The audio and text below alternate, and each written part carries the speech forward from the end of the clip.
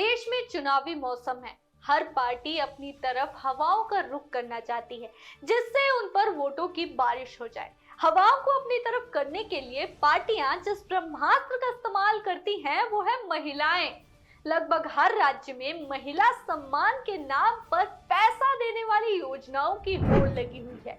ऐसे में आज चर्चा इस बात की कि आखिर चुनाव आते ही नेताओं और राजनेताओं को आखिर माताओं बहनों की इतनी चिंता क्यों हो जाती है।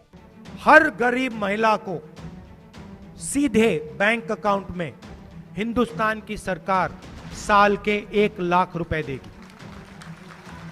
अब हर महिला के पर्स में हर महीने मैं 1000 रुपए डालूंगा। बहनों को कुछ देना है तो हर महीना इन बहनों के खाते में पैसा डाल। जैसे सरकारी कर्मचारी की तनख्वाह आती है, बहनों के पैसा उनके खाते में हर महीना पहुंचेंगे तो मेरी बहनें सुखी हो जाएगी, उनकी जिंदगी की तकलीफें दूर हो जाएगी। सत्ता, महिला और सियासत। नमस्कार, मैं हूं अदिति ओझा और आप देख रहे हैं खबर फास्ट का डिजिटल प्लेटफॉर्म। नारी राष्ट्र की निर्मात्री है। हर नागरिक उसकी गोद में पलकर बढ़ता है। नारी को जागृत किए बिना राष्ट्र का विकास संभव नहीं है। ये वाक्य है डॉक्टर भीमराव अंबेडकर के।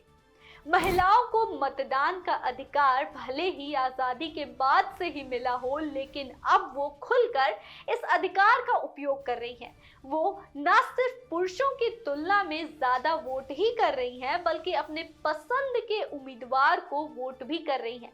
यही वजह है कि राजनीतिक दल महिलाओं को वोट बैंक की नजर से देख रहे हैं। लोकसभा से लेकर विधानसभा चुनाव तक सभी जगह इनकी वोटिंग में 10 से 15% तक का भारी इजाफा देखने को मिला है। जब पहले आम चुनाव हुए थे 1952 में, तो करीब 17% महिलाओं ने ही वोट डाला था। उस दौरान महिलाओं में पुरुषों के मुकाबले वोट डालने की उत्सुकता नहीं थी। 4 चुनाव पहले तक महिलाओं का वोट परसेंट 8% हमेशा पुरुषों से कम रहा, जो कि एवरेज है। लेकिन आखिरी 4 चुनाव में परिस्थितियां बदल सी गई हैं। चलिए आंकड़ों से समझते हैं। ये आंकड़े पिछले 4 लोकसभा चुनावों के हैं। साल 2004 के लोकसभा चुनाव में 52% महिलाओं ने वोट डाला था, तो 62.5% पुरुषों ने वोट डाला था। 2009 के लोकसभा चुनाव में 56% महिलाओं ने वोट डाला था, तो 61% पुरुषों ने वोट डाला था। फिर 2014 के चुनाव में 65.5% महिलाओं ने वोट डाला था, तो 67.3% पुरुषों ने वोट डाला। फिर साल 2019 के लोकसभा चुनाव में 67.18% महिलाओं ने वोट डाला, तो 67.01% पुरुषों ने वोट डाला। 2019 में पहली बार महिलाएं वोट डालने में पुरुषों से आगे निकल गई। पीएम मोदी ने साल 2019 के लोकसभा चुनाव की जीत का श्रेय साइलेंट वोटर्स को ही दिया था। उन्होंने ये बताया था कि ये साइलेंट वोटर कोई और नहीं, बल्कि माताएं, बहनें यानी महिलाएं हैं। जहां जहां महिला मतदाताओं ने पुरुषों के मुकाबले ज्यादा वोट किया है, वहां बीजेपी को बम्पर जीत मिली।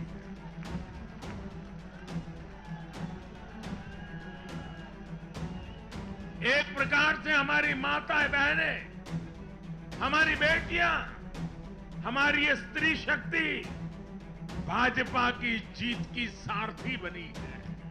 आम चुनाव के बाद आए आंकड़े में ये बात साबित हुई कि पीएम मोदी की अगुवाई में बीजेपी को दूसरे दलों के मुकाबले महिलाओं के 6 से 8% अधिक वोट मिले।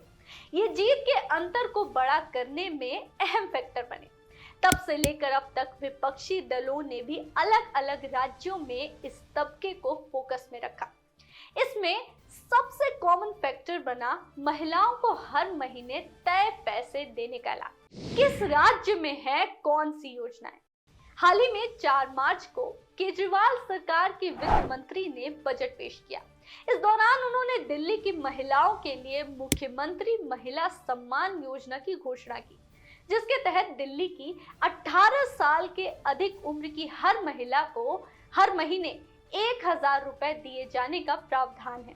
इस योजना का नाम है मुख्यमंत्री महिला सम्मान योजना और इसके तहत 18 साल की उम्र से ज्यादा की हर महिला को 1000 रुपए प्रति माह की सम्मान राशि। मध्य प्रदेश में पहले से ही लाडली बहना योजना चल रही है। ये योजना भाजपा को मध्य प्रदेश विधानसभा चुनाव में जीत दिलाने में मास्टर स्ट्रोक साबित हुई थी। इसकी शुरुआत मध्य प्रदेश के पूर्व सीएम शिवराज सिंह चौहान ने की थी। इस योजना के तहत महिलाओं को हर महीने 1250 रुपए दिए जाते हैं। अभी तक इस योजना का लाभ करोड़ों महिलाएं उठा चुकी हैं।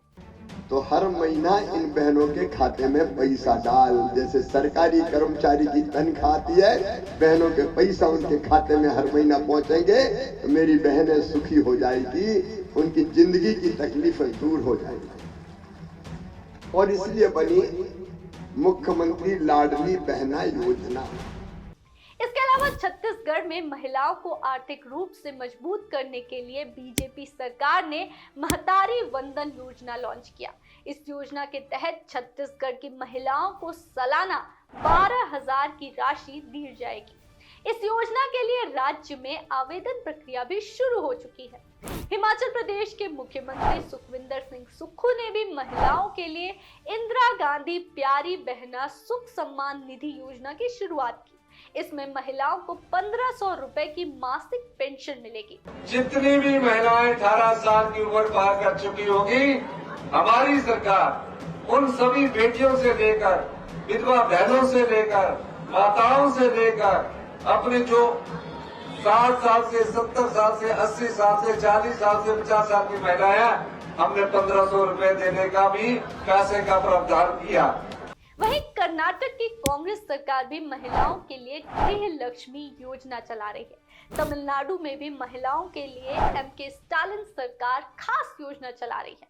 इसका नाम किग्गार मगलिर उरिमई थोगई थित्तम है। इस योजना के तहत वहां की महिलाओं को हर महीने 1000 रुपए दिए जा रहे हैं। यहाँ तक कि साल 2022 के उत्तर प्रदेश के विधानसभा चुनाव में महिला वोट बैंक को अपने पाले में करने के लिए कांग्रेस महासचिव प्रियंका गांधी ने लड़की हूँ लड़ सकती हूँ को एक नारे से अभियान बनाने की कोशिश की। विमेन मैराथन आयोजित कराई, महिलाओं के लिए एक अलग मैनिफेस्टो बनाया। यही नहीं, विधानसभा चुनाव में महिला उम्मीदवारी बढ़ाने के लिए 40% सीट्स महिलाओं के लिए आरक्षित करने की घोषणा कर दी। हमने तय किया है कि आने वाले विधानसभा चुनाव में उत्तर प्रदेश में कांग्रेस पार्टी 40% टिकट महिलाओं को देगी। हालांकि इसका कुछ खास फायदा कांग्रेस को मिला नहीं। फिलहाल केंद्र की बात करें तो केंद्र में भी महिलाओं को आर्थिक रूप से मजबूत करने के लिए कई सारी योजनाएं चल रही हैं, जैसे उज्ज्वला योजना, फ्री सिलाई मशीन योजना, प्रधानमंत्री मातृत्व वंदन योजना, प्रधानमंत्री समर्थ योजना। इन सब का सीधा सा मतलब है कि महिलाओं को अपनी पार्टी की ओर आकर्षित करना।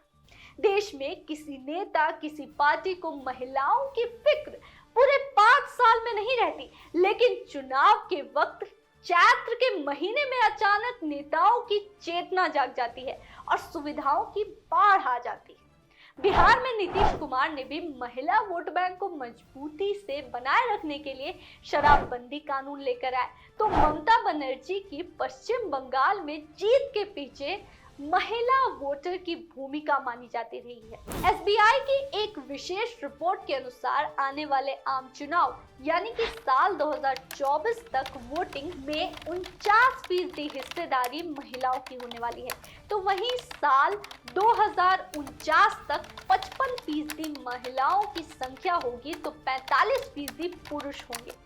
महिलाओं की मतदान में बढ़ती भागीदारी न सिर्फ उनको सशक्त बनाने में बड़ी भूमिका निभा रहा है, बल्कि समाज के उत्थान में भागीदार भी बना रहा है। प्रसिद्ध कवि जयशंकर प्रसाद की कविता है, उसकी पंक्तियां याद आ रही हैं। कुछ ऐसे हैं कि नारी तुम केवल श्रद्धा हो। क्या इसी तरह सियासत में सत्ताधारी नारी को केवल वोटर समझते हैं और उस वोट बैंक को हासिल करने के लिए कुछ भी कर सकते हैं? ये बड़ा सवाल है। अब ये देखना काफी दिलचस्प होगा कि किस तरह देश की महिलाएं अपने मताधिकार का प्रयोग करके किसको सत्ता की कुर्सी पर बैठाती हैं और किसको सबक सिखाती हैं। अभी के लिए बस इतना ही, फिर हाजिर होंगे कुछ और बड़ी खबरों के साथ। तब तक देखते रहिए खबर फास्ट। नमस्कार।